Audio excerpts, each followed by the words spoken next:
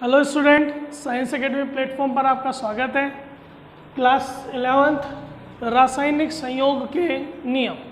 ठीक है, आज टॉपिक हमारा रासायनिक संयोग के नियम में देखिए यहाँ कि तत्व जो होते हैं वो आपस में संयोग करते हैं, संयोजन करते हैं, क्रिया करते हैं और क्या बनाते हैं, यौगिक बनाते हैं।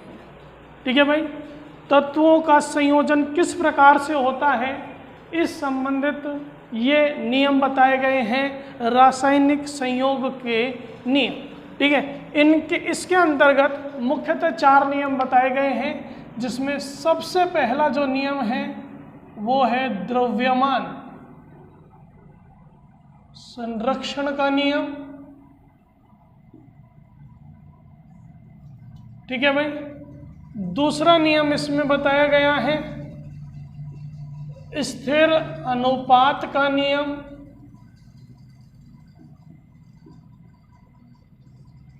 तीसरा है गुणित अनुपात का नियम और चौथा है व्युत्क्रम अनुपात का नियम।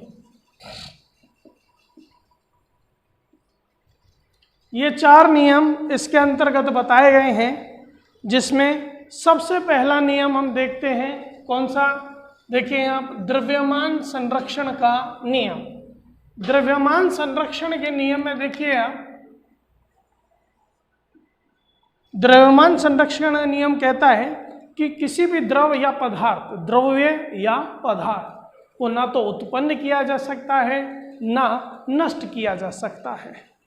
ठीक है, कोई भी रासायनिक अभिक्रिया या रासायनिक परिवर्तन के दौरान जितने अभिकारकों का द्रव्यमान होता है उतना ही द्रव्यमान किसका होता है, उत्पाद का।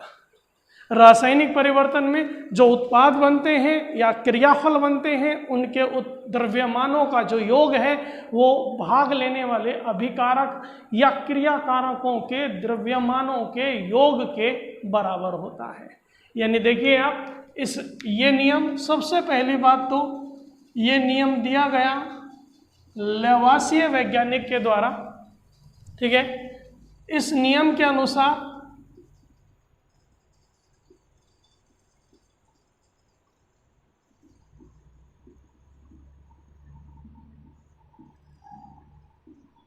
द्रव्य को ना तो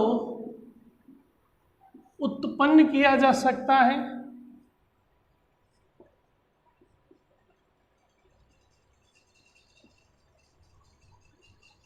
और ना ही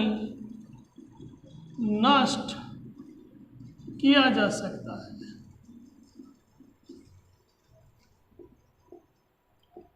किसी रासायनिक परिवर्तन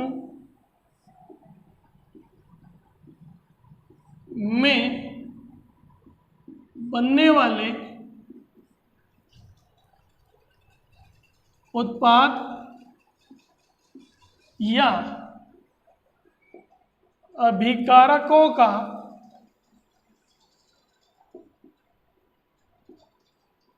कुल द्रव्यमान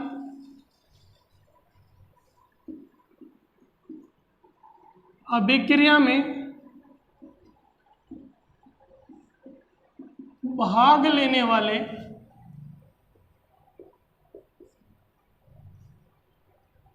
उत्पाद या क्रियाफल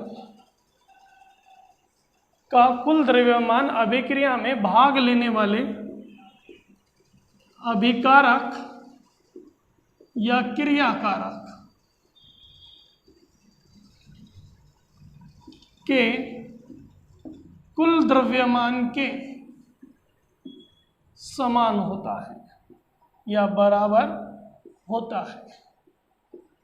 अर्थात इसके कहने का मतलब है कि द्रव्यमान जो है वो किसी भी रासायनिक परिवर्तन के दौरान, रासायनिक संयोजन के दौरान क्या रहता है, संरक्षित रहता है। जितना अभिकारकों का द्रव्यमान होगा कुल, उतना ही किसका होगा, उत्पाद का द्रव्यमान होगा। देखें यहाँ एग्जाम्पल लेते हैं हम, C+O2 से बनता है देखो CO2, कार्बन डाइऑक्साइड। ठीक है भाई, कार्बन देखें यहाँ पर 12 ग्राम, ठीक है, 1 मोल है। ऑक्सीजन 1 मोल 32 ग्राम। टोटल करेंगे, ये हुआ अपने पास में कितना ग्राम बेटा बोलो, 44 ग्राम हो गए अभिकारक। उत्पाद देखें आप, 12 प्लस 16 गुणा 2 कितना हो गया बेटा बोलो, 32, और ये हो गया बेटा कितना, 44 ग्राम। ठीक है, जितना अभिकारक का द्रव्यमान उतना ही उत्पाद का द्रव्यमान। और देखें आप CaCO3 को गर्म करते हैं तो CaO plus CO2 carbon dioxide. यहाँ देखिए आप, कैल्शियम 40, कार्बन 12, ऑक्सीजन 16 होता है। और कितनी ऑक्सीजन है, 3 गुणा 16, 40 प्लस 12 और 16 तिया 48, टोटल हो गया भाई कितना, 100 ग्राम। ठीक है, और यहाँ पर देखें आप 56 प्लस 16 और 12 और 32। ठीक है भाई, ये हो गया अपने पास में 56 नहीं 40, सॉरी 40 प्लस 16।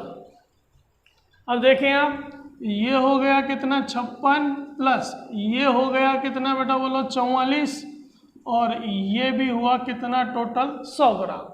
यानी अभिक्रिया में जितने अभिकारक भाग ले रहे हैं, ठीक है, उन अभिकारक या क्रियाकारकों का ठीक कुल द्रव्यमान बनने वाले उत्पाद या क्रियाफल के कुल द्रव्यमान के क्या होगा, बराबर होगा। अर्थात द्रव्यमान कैसा रहता है, किसी भी रासायनिक परिवर्तन के दौरान संरक्षित रहता है। और देखिए आप N2 प्लस 3S2 यह बन रहा है 2NH3। यहाँ देखें आप, नाइट्रोजन 14 होता है, 2 है 28, ठीक है, प्लस और ये हो गया हाइड्रोजन 1, 3 गुणा 2 हो गया कितना, 6, और ये हो गया अपने पास में कितने ग्राम, 34 ग्राम। और यहाँ पर देखें आप, ये अपने पास में 14 और 3 17 गुणा 2 मोल हैं, तो 2 से गुना कर देंगे, और ये हो गया, ये भी कितना, 34 ग्राम। ठीक है, इस नियम को समझने के लिए हम एक एक्सपेरिमेंट करते हैं, एक प्रयोग करते हैं। देखिए आप,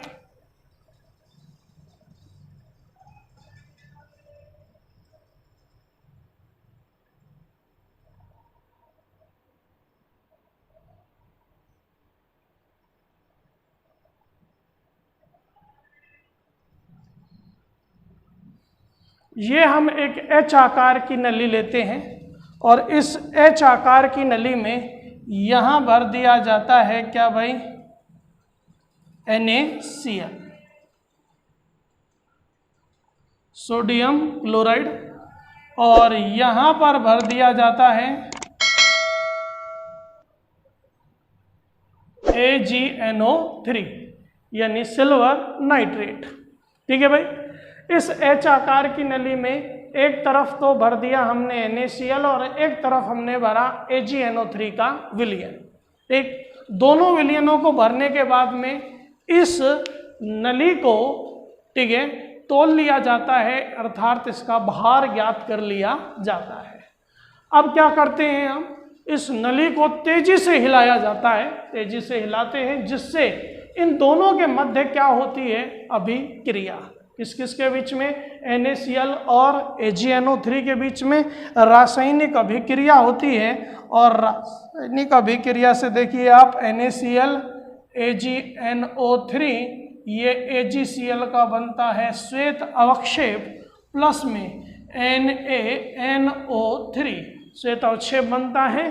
ठीक है, अब देखिए, पूरी तरह से हिलाने के बाद, क्रिया कराने के बाद में जब इनके मध्य क्रिया हो जाती है, दोबारा से इस नली को तोला जाता है, अब जब इसको तोला गया तो इसका भार हमें वही प्राप्त होता है जो भार हमने क्या किया था, जो भार हमें प्रारंभ में प्राप्त हुआ था उतना ही भार क्रिया करने के पश्चात हमें प्राप्त हो रहा है। इसका मतलब है कि क्या, कि जितना अभिकारकों का कुल द्रव्यमान था उतना ही द्रव्यमान किसका है, उत्पाद का, अर्थात द्रव्यमान कैसा है, संरक्षित है। ठीक है, इसे द्रव्यमान संरक्षण का नियम कहा जाता है। किसने दिया, लवासिए ने। दूसरा नियम देखिए इसमें आप,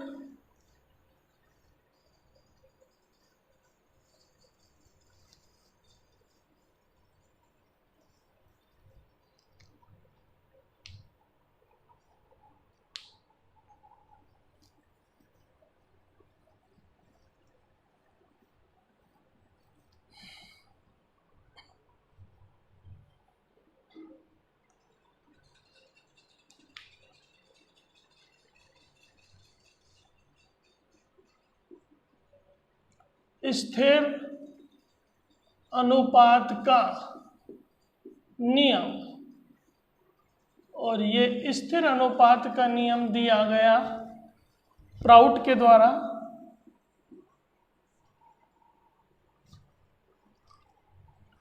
इस नियम के अनुसार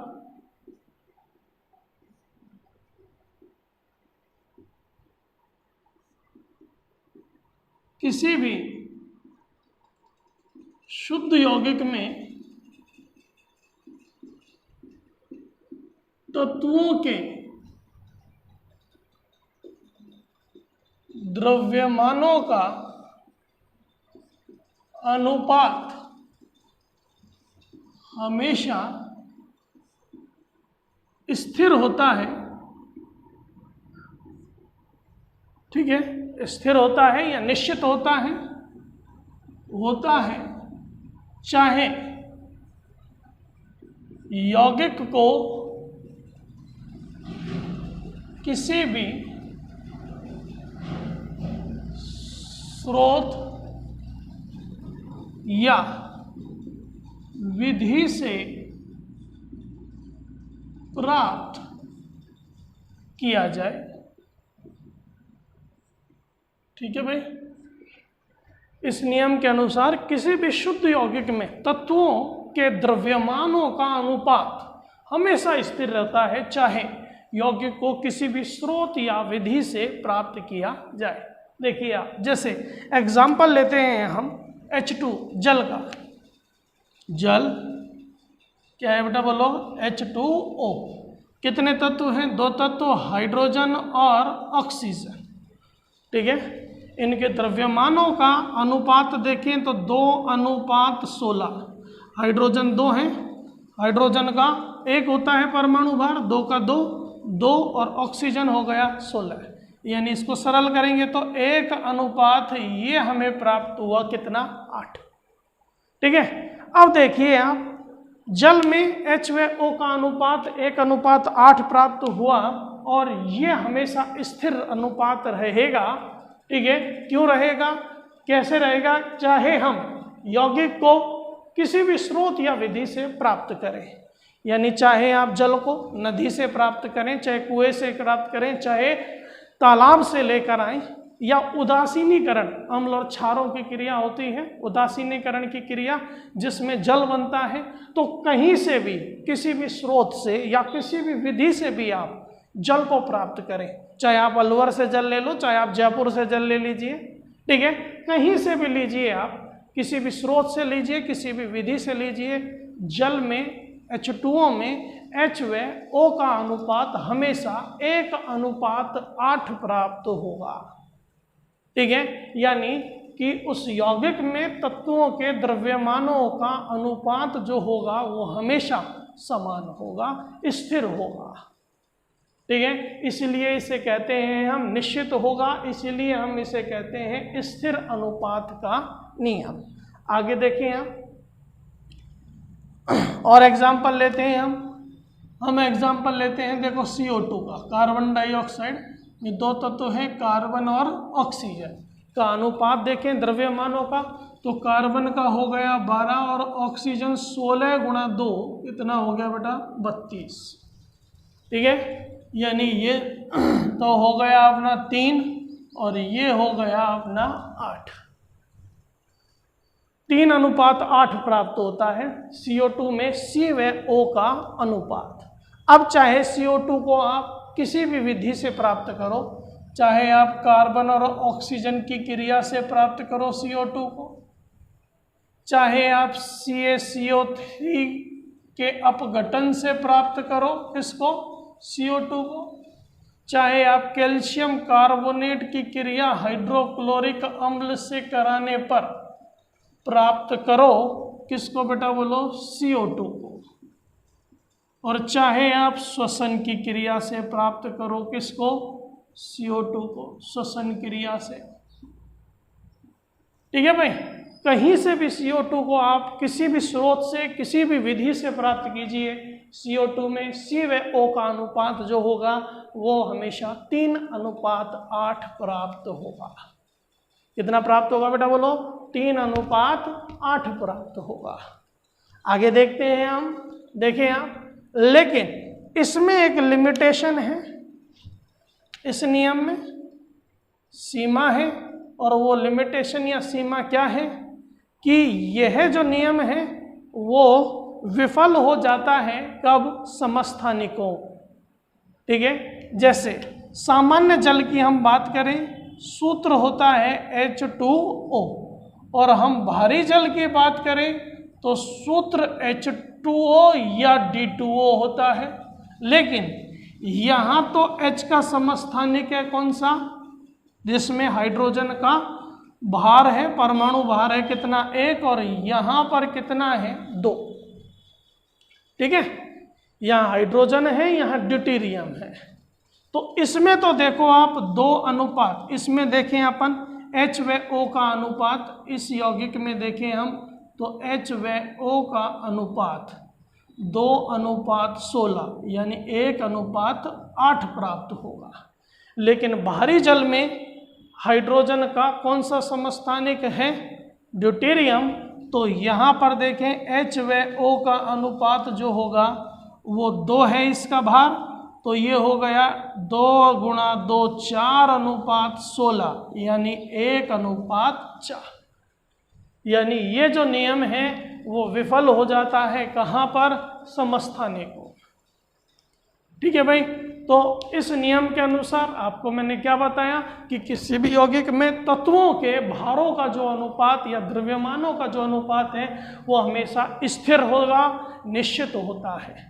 ठीक है, और चाहे यौगिक को किसी भी स्रोत या विधि से प्राप्त किया जाए।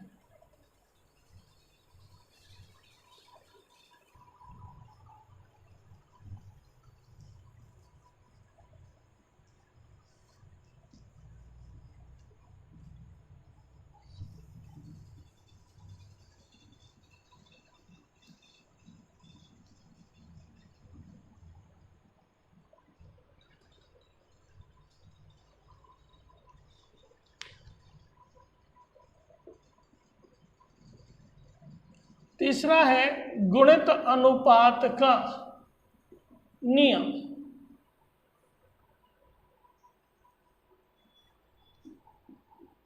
यह नियम दिया था डाल्टन ने। देखिए भाई, इस नियम के अनुसार क्या है,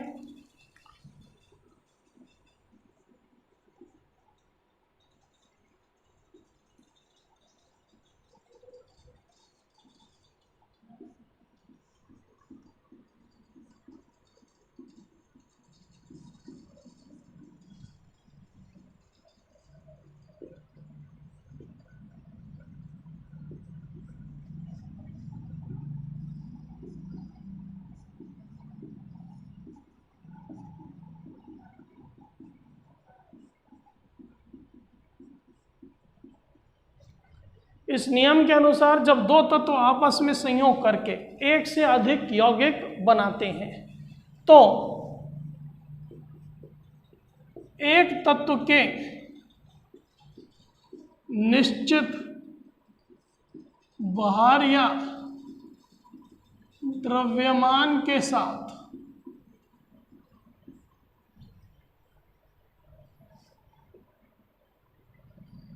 दूसरे तत्व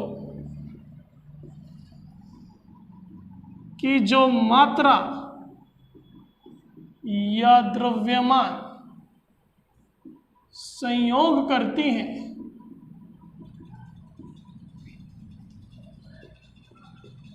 उनमें एक सरल अनुपात होता है। देखिए किस तरह से समझेंगे इस नियम को। इस नियम को समझने के लिए हम एक एग्जांपल लेते हैं। देखें आप, जैसे H2O, ठीक है, यहाँ H का द्रव्यमान और यहाँ O का द्रव्यमान, ठीक है भाई, ये हमने लिया और ये H व O के यौगिक है, H व O के यौगिक, ठीक है भाई। H व O के यौगिक में यहाँ मैंने लिया H2O और यहाँ लिया H2O2, ये लिए हमने। अब देखो आप, H का द्रव्यमान 2 और O का द्रव्यमान 16, यहाँ H का द्रव्यमान 2 और O का द्रव्यमान 16 गुणा 2 यानी कितना हो गया 32, ठीक है भाई। अब देखिए आप, ये क्या कह रहा है नियम। इस नियम के अनुसार जब दो तत्व आपस में क्रिया करके एक से अधिक यौगिक बनाते हैं, दो तत्व कौन से हैं भाई, हाइड्रोजन और ऑक्सीजन के यौगिक मैंने लिखे H2O और H2O2। एक से ज्यादा यौगिक बना रहे हैं, कितने बना रहे हैं, 2, जल और हाइड्रोजन पर ऑक्साइड, ठीक है। तो एक तत्व के निश्चित भार या द्रव्यमान के साथ, एक तत्व के निश्चित भार, हाइड्रोजन का देखो निश्चित भार या द्रव्यमान है कितना, 2, ठीक है, 2 ग्राम 2 ग्राम के साथ में दूसरे तत्व की जो मात्रा या द्रव्यमान संयोग करता है उसमें एक सरल अनुपात होता है। तो निश्चित द्रव्यमान तो हुआ किसका, हाइड्रोजन का, और उसमें उसके साथ में दूसरा तत्व संयोग कर रहा है कौन सा, ऑक्सीजन। उसका निश्चित द्रव्यमान है क्या, नहीं। तो वो यो कह रहा है कि उस तत्व, दूसरे तत्व की जो मात्रा या द्रव्यमान संयोग करती है उसमें एक सरल अनुपात होता है। यानी आप यहाँ पर देखें O का अनुपात, यहाँ पर देखें आप तो 16:32 यानी 1:2, ठीक है। तो इस नियम के अनुसार क्या है कि जब दो तत्व आपस में संयोग करते हैं और एक से अधिक यौगिक बनाते हैं तो एक तत्व के निश्चित भार के साथ या द्रव्यमान के साथ दूसरे तत्व की जो मात्रा या द्रव्यमान संयोग करती है, ठीक है, ठीक है, तो उसमें एक सरल अनुपात होता है। देखिए आप, O का निश्चित द्रव्यमान नहीं है, निश्चित किसका है, हाइड्रोजन का, तो जिसका निश्चित नहीं है उसमें सरल अनुपात 16 अनुपात कितना हुआ 32। आगे देखें आप, और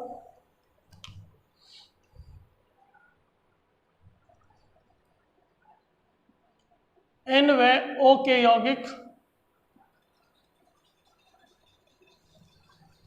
ठीक है भाई, N का द्रव्यमान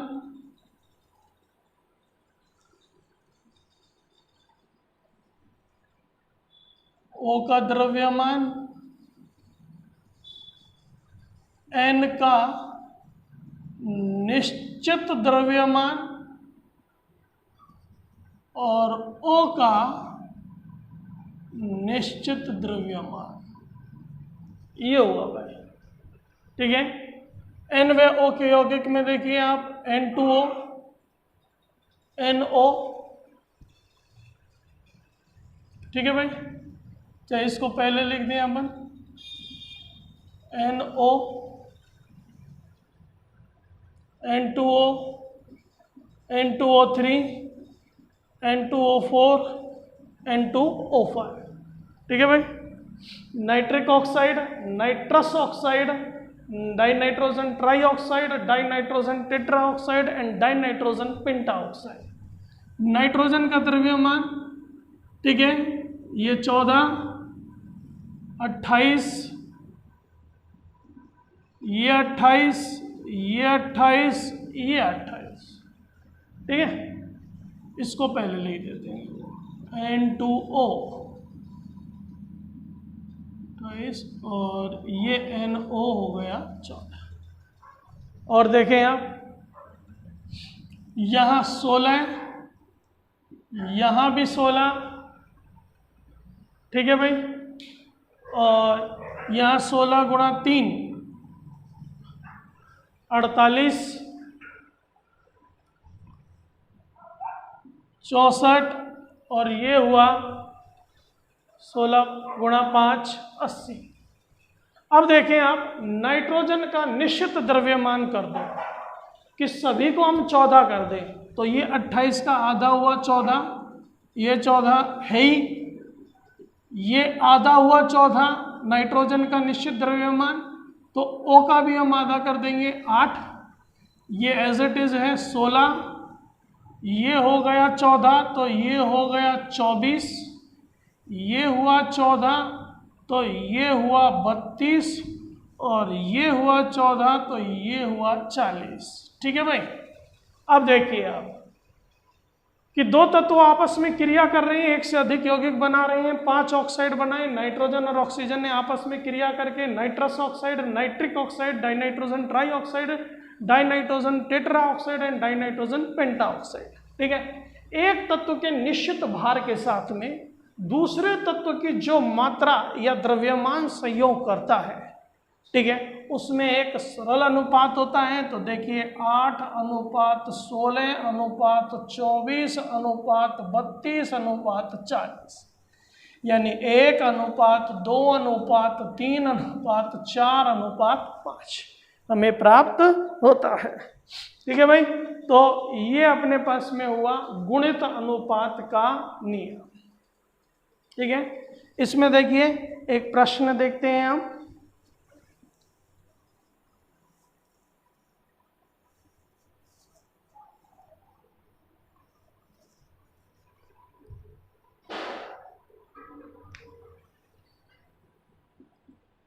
कार्बन के 12 ग्राम,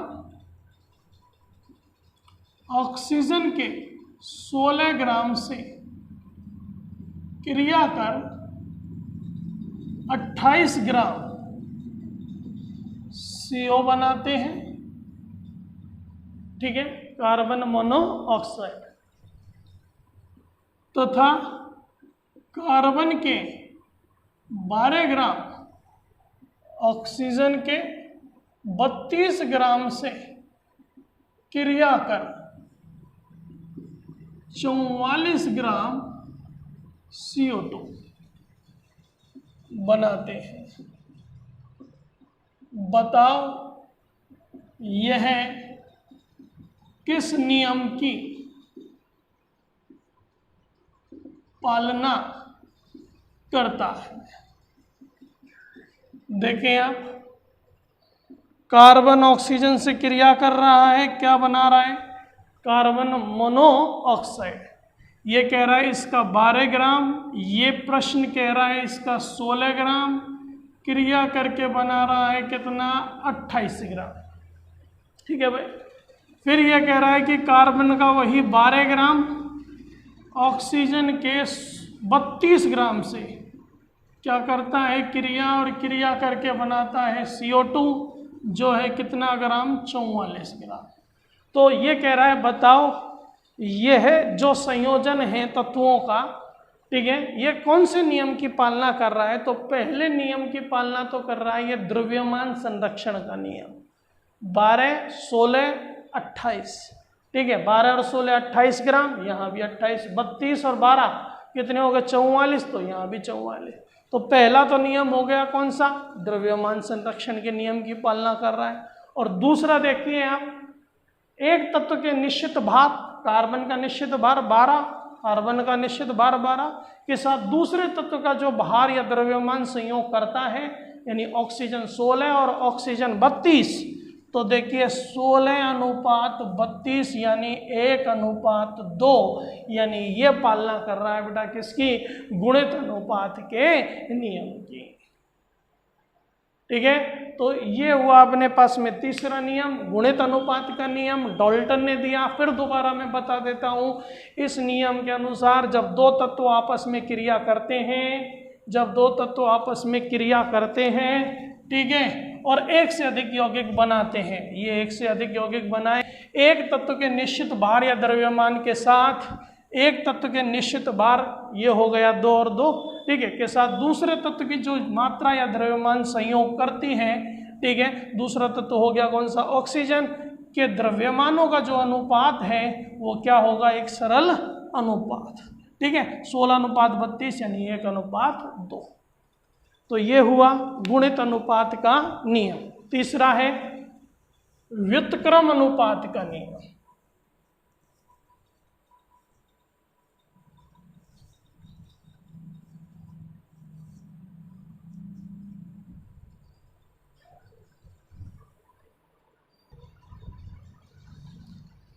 चौथा जो नियम है हमारे पास में वो है व्युत्क्रम अनुपात का नियम, जो दिया किसने, रिचर्ड ने, ठीक है भाई।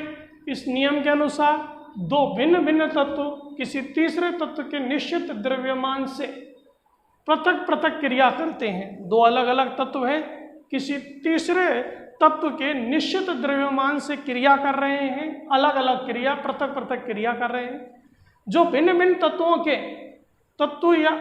के भार या द्रव्यमानों का अनुपात होता है, वही अनुपात या उसका सरल गुणक तब प्राप्त होता है जब वे आपस में क्रिया करते हैं। तो देखिए अभी यहाँ आपको समझ में नहीं आया होगा, हम एक एग्जाम्पल लेते हैं और इसको समझते हैं। यहाँ देखिए आप ध्यान से, ए और ये है बी और ये है सी, ठीक है। ये दो भिन्न भिन्न तत्व हैं, ये तो है भाई हाइड्रोजन और ये है ऑक्सीजन और ये है कार्बन, ठीक है भाई। दो भिन्न भिन्न तत्व जो हैं वो कौन से हैं, हाइड्रोजन और ऑक्सीजन, किसी तीसरे तत्व के निश्चित द्रव्यमान से पृथक पृथक क्रिया कर रहे हैं। यानी कार्बन क्रिया कर रहा है हाइड्रोजन से और कार्बन क्रिया कर रहा है ऑक्सीजन से, या हाइड्रोजन क्रिया कर रहा है कार्बन से और ऑक्सीजन क्रिया कर रहा है कार्बन से। दो भिन्न भिन्न तत्व किसी तीसरे तत्व के साथ में क्रिया कर रहे हैं। तीसरा तत्व है कौन सा, कार्बन। ये क्रिया करके बना रहा है CH4 और ये क्रिया करके बना रहा है CO2, ठीक है भाई। देखिए आप, दो भिन्न भिन्न तत्व हुए, कौन से, हाइड्रोजन और ऑक्सीजन, किसी तीसरे तत्व के निश्चित द्रव्यमान से पृथक पृथक क्रिया कर रहे हैं, अलग अलग क्रिया कर रहे हैं। दो अलग अलग तत्व हाइड्रोजन और ऑक्सीजन किसी तीसरे तत्व कार्बन के साथ अलग अलग क्रिया करी, बिल्कुल करी। हाइड्रोजन ने कार्बन से क्रिया करके CH4 बनाया, मीथेन बनाया, और ऑक्सीजन ने कार्बन से क्रिया करके CO2 बनाया। अब देखिए आप, CH4 में 12:4, ठीक है, 12:4, और यहां देखें CO2 में, ठीक है, ये हो गया कितना बेटा बोलो, 12:, कितना हो गया, 32, ठीक है। तो ये देखिए निश्चित द्रव्यमान के साथ क्रिया करी है, कितने के साथ में, 12 ग्राम के साथ में। किसने, हाइड्रोजन ने और ऑक्सीजन ने। अब देखो ये लाइन आपको यहाँ तक समझ में आ गई होगी। यहाँ तक मैंने आपको बता दिया क्या, कि दो भिन्न भिन्न तत्व हाइड्रोजन और ऑक्सीजन, ठीक है, किसी तीसरे तत्व के निश्चित द्रव्यमान यानी कार्बन के 12 ग्राम के साथ में क्या कर रहे हैं, क्रिया करते हैं, ठीक है भाई। यहाँ तक बात है समझ में। अब देखिए ये क्या कह रहा है कि तो जो भिन्न भिन्न तत्वों के भारों का या द्रव्यमानों का अनुपात होता है, भिन्न भिन्न तत्व कौन कौन से हैं, हाइड्रोजन और ऑक्सीजन के द्रव्यमानों का अनुपात है 4: कितना हो गया, 32, यानी ये हो गया 1:8। वही अनुपात तब प्राप्त होता है, या उसका सरल गुणक तब प्राप्त होता है जब वे आपस में क्रिया करते हैं। यानी हाइड्रोजन और ऑक्सीजन ये दोनों आपस में क्रिया करेंगे तो हम जानते हैं क्या बनता है, H2O, जल बनता है। और H2O में भी देख लीजिए आप, क्या H व O का अनुपात 2:16 यानी 1 कितना 8 प्राप्त होता है। तो ये नियम है अपना व्युत्क्रम अनुपात का नियम। एक बार फिर बता देता हूं मैं कैसे। इस नियम के अनुसार दो भिन्न भिन्न तत्व, हाइड्रोजन और ऑक्सीजन दो भिन्न भिन्न तत्व हो गए, किसी तीसरे तत्व के निश्चित द्रव्यमान से पृथक पृथक क्रिया कर रहे हैं। वो तीसरा तत्व हो गया कौन सा, कार्बन, कि निश्चित भार या द्रव्यमान यानी 12 ग्राम के साथ क्या कर रहे हैं, क्रिया, अलग अलग क्रिया कर रहे हैं। ये बना रहा है CH4, ये बना रहा है CO2। तो भिन्न भिन्न तत्वों के भार या द्रव्यमानों का जो अनुपात होता है, भिन्न भिन्न तत्वों के भार या द्रव्यमानों का जो अनुपात होता है, यानी 4:32 H व O का अनुपात देखा हमने, भिन्न भिन्न तत्वों के भार या द्रव्यमानों का अनुपात वो आया कितना, 1:8। वही अनुपात या उसका सरल गुणक तब प्राप्त होगा जब वो आपस में क्रिया करेंगे। तो हाइड्रोजन और ऑक्सीजन क्रिया करके बनाते हैं H2O, और H2O बनाते हैं तो उसमें भी अनुपात 1:8 और यहाँ भी अनुपात 1:8। ठीक है भाई, ये हुआ कौन सा, व्युत्क्रम अनुपात का नियम। नहीं समझ में आया तो एक एग्जांपल और ले लेते हैं हम, देखिए।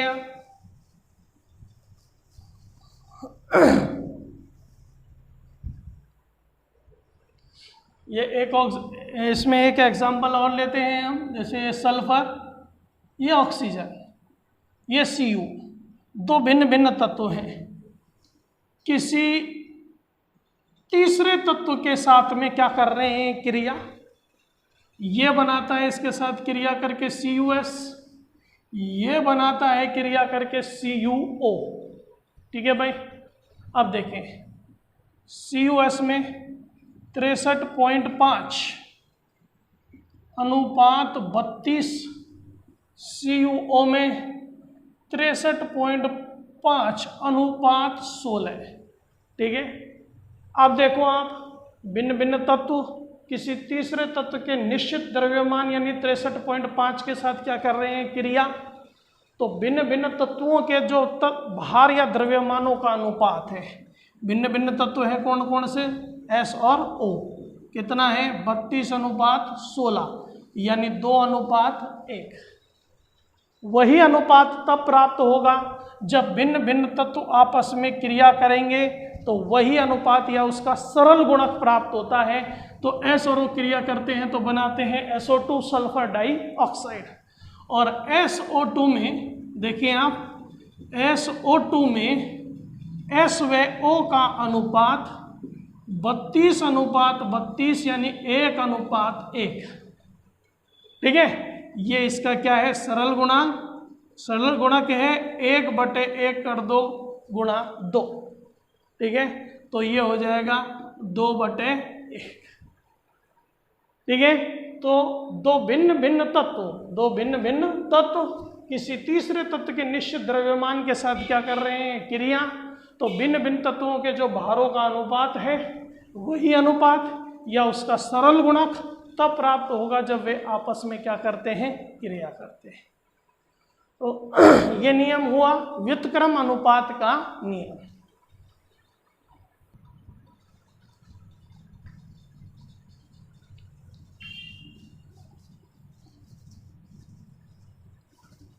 अब देखिए इसमें एक प्रश्न, ये क्या कह रहा है, A के 2 ग्राम, B के निश्चित द्रव्यमान से क्रिया करते हैं तथा C का 6 ग्राम भी B के निश्चित द्रव्यमान से क्रिया करते हैं। ठीक है, वे A व C क्रिया करके जो यौगिक बनाते हैं उसमें द्रव्यमानों का अनुपात 1:3 प्राप्त होता है। बताइए यह